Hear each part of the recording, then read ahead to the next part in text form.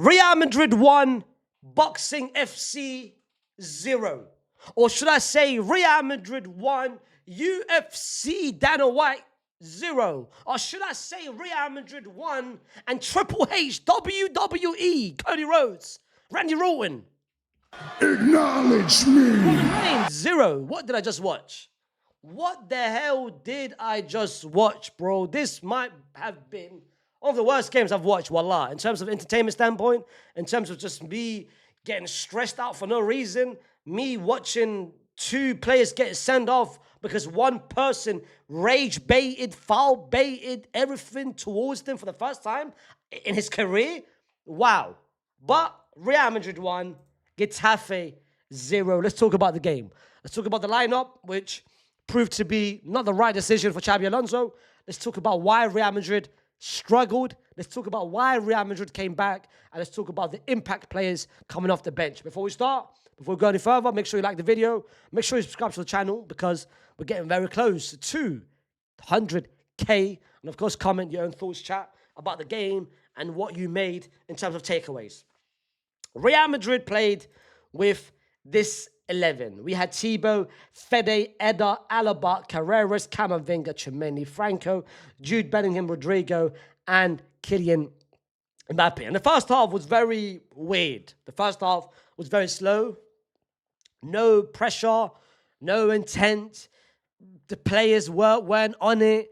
It was a very slow first half. Like in terms of the stats in the first half, we only created 5 shots on target, but none of those 5 shots on target was actual big chances. It wasn't clear-cut chances. The first half, players wasn't playing well. Me personally, I wasn't happy with Franco Masatun in the first half. I wasn't happy with Rodrigo in the first half. I wasn't happy with Alvaro Carreras in the first half. Mbappr had a slow first half, but the rest of the players, the likes of Camavinga, the likes of Tchouaméni, the likes of Eder Militao, the likes of Fede Valverde, had a very good first half. But everyone knew, like we said it in the halftime review and the watch along, that we needed to change. We needed to improve. Players need to come off the bench. The likes of Vinny Jr., the likes of Arda Guler, they need to come off the bench because the players playing, getting the chances. Rodrigo got the chances, didn't press. Franco Masatuno, he was slipping, fam. Every time he got the ball, Donny was slipping on the floor, fam. Changed the boots. I don't know if it was the pitch because some of other players were slipping, but not as much as him. Or just change that dirty boot of yours, fam. Just put some starts on. I don't know. Just change something, brother. But the second half, we didn't start proper. We didn't start effectively. Vinny came on, but it still wasn't the same. I was quite surprised that Vinny came on, and rather than taking off Rodrigo, Franco came on.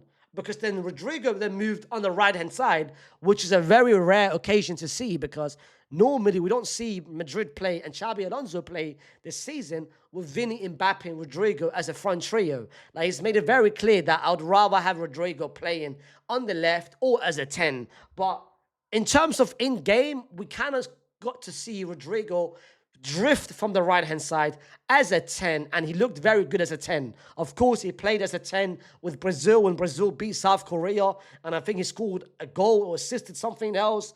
But the second half lacked something, and it lacked creativity, it lacked a moment of brilliance, and we got that moment of brilliance when this man came on, Mr. Arda Guler. I think it's fair to say, and I think it's fair to say that Arda Guler should be a guaranteed start for Real Madrid.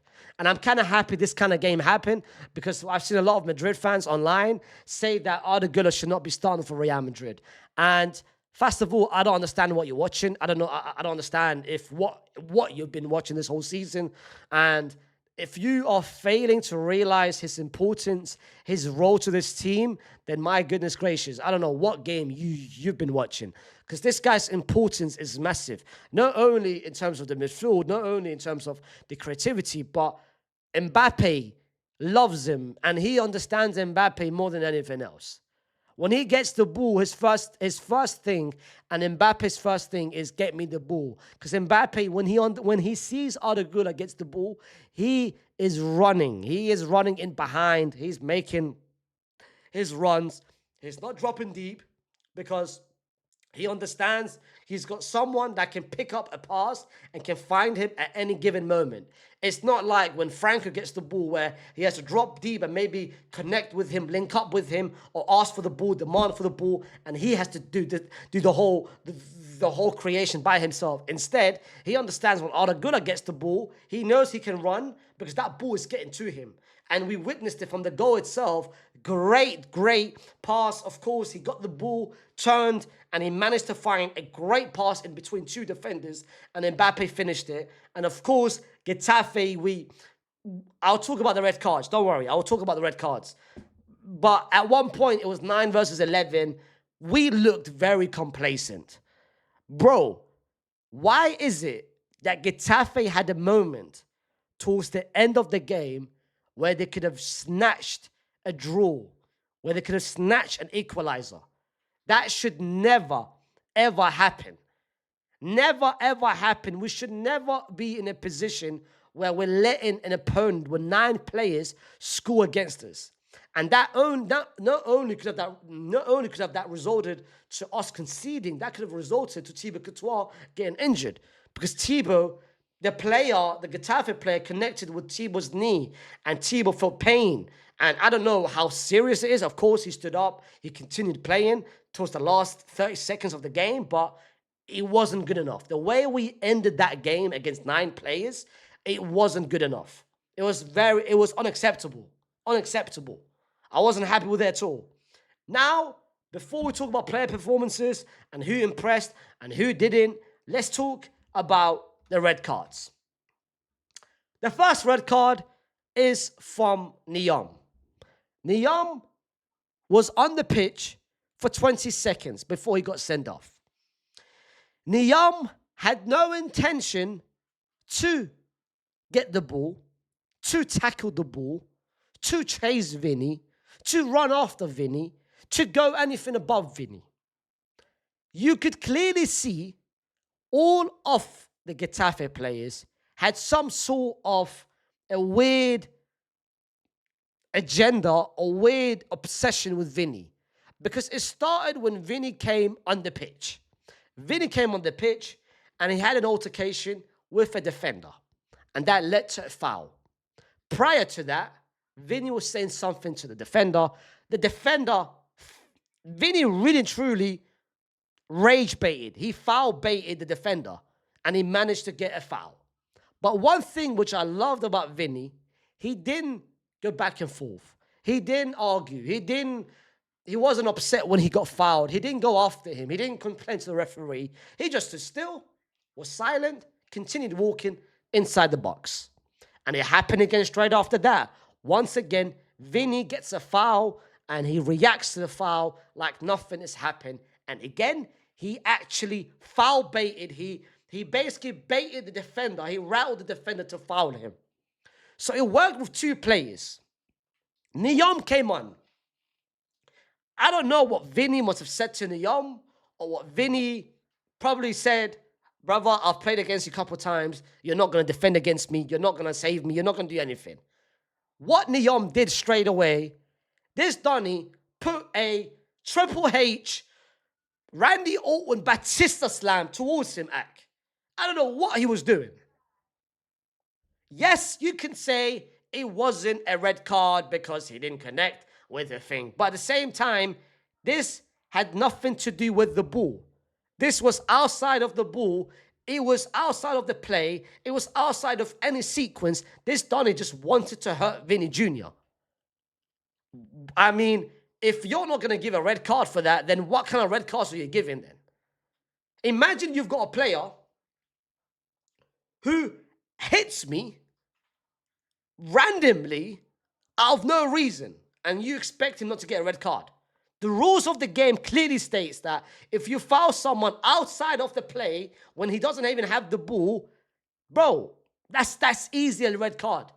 And on top of that, the foul it happened above chest. It's not like he fouled him just on the legs or on the knees. It happened above chest. Clearly, that's a red card. The second red card happened to Sanchez. He got the yellow card earlier. The second yellow card, once again, Vini Jr. foul baiting him into fouling him. He picked up a second yellow card. 2 of those red cards was deserved red cards.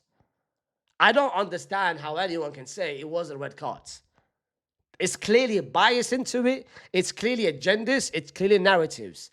If that happened to Lamine Yamal, you guys would have said the same thing. If that happened to Bukayo Saka, you would have said the same thing. If that happened to Elise, to Leao, to Due, to Dembele, to Kvara, to Salah, whoever it is, to Doku, whoever it is, you would have said the same thing. I'm getting fouled when I don't even have the ball act. Clear fouls. Let's get to the players that played well, personally.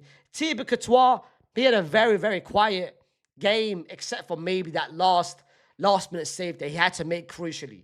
Fede Valverde played a very good game on the right-hand side. Very, very good. Didn't make any sort of mistakes. Maybe the first half he made 2 bad, careless passes.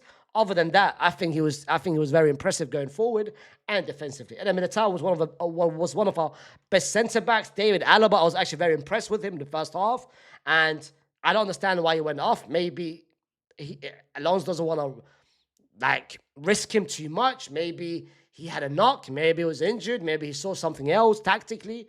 But I think Alaba in the first half, he didn't do anything wrong personally. Alvaro Carreras reacted better in the second half, because the first half, I think, was a bit sloppy. I think he was a bit careless. He lost the ball a couple of times. But second half, he was much better. Very different and very opposite to Camavinga, who first half was very, very good. Was our best player in the first half, but of course got taken off the 65th minute because you could kind of tell where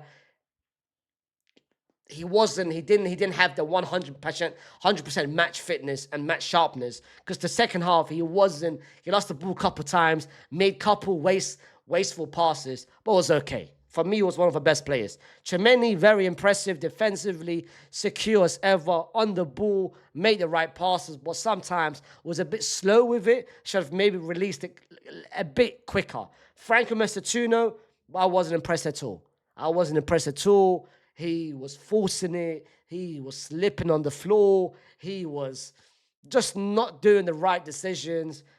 It wasn't good enough. Again, he's raw. I'm not going to judge him this whole season. He's still young. He's going to have a great game. He's going to have a bad game. The last couple of games has actually been good. This is one of his very, very off games. Again, not a good performance. Jude Bellingham was very good. I was very impressed with him. The second half, he got involved. He was making late runs inside the box, which no one else did. He was opening up spaces for Mbappr, because when he was making late runs in the box, Mbappr of course dropped a bit deeper, which basically freed up Mbappr. He did some couple link-up play. I was very impressed with his performance. Rodrigo, first half, I wasn't impressed at all. Second half, he became much better when he moved onto the right, or when he was playing more centrally. Mbappr missed a chance where Jude managed to find him, where we had one of our best and only few sequences where he missed it, but the goal which he had, very much taken. In terms of the players coming off the bench, Raul had the mistake towards the end of the game where he basically let the person go behind him, which I don't understand how, because there are 9 players act. Vinicius Jr. was impactful and basically influenced the game with the 2 red cards. Arda Guler was one of our best players. Lastly, but no most importantly, why is he not getting any sort of minutes? Why is Endrick not getting minutes? Like, can we have an honest conversation about this? Can we have an honest conversation? What Xabi Alonso sees in Endrick? Like, why is he not getting any sort of minutes? Why is he not getting nothing, bro? Why? Like, what's the point? What's the point, Ak? Like, free Bobby, Ak. Put some hashtags in the comment section. Free Bobby.